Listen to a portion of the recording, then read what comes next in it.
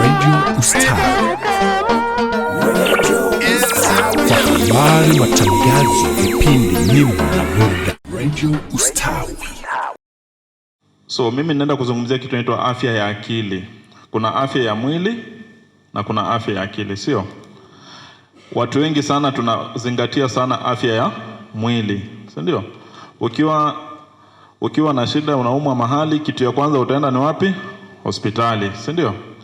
Lakini hamjui kwamba afya ya akili ni zaidi ya ile afya ya mwili, na afya ya akili huwezi acha afya ya akili ukaenda afya ya mwili. Na ndio maana wakati mwingine, acha niruhusu nitumie hii jambo.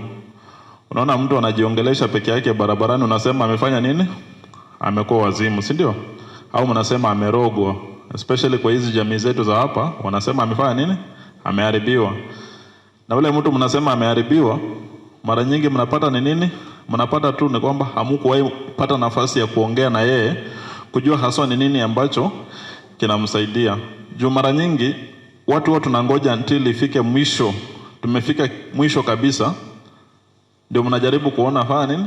Huyu tutaenda kumsaidia wapi? Unasikia wengine wanasema acha tumpeleke kwa waganga, labda ndio kichwa yake itarudi sawa. Kwa wale wameenda shule kidogo, utasikia acha tumwepeleke Madhara, huyu amekuwa mwenda wazimu.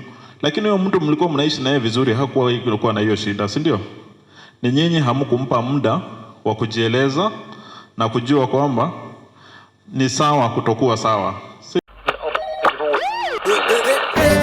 Radio Ustawi. Habari, matangazo, vipindi, nyimbo na burudani.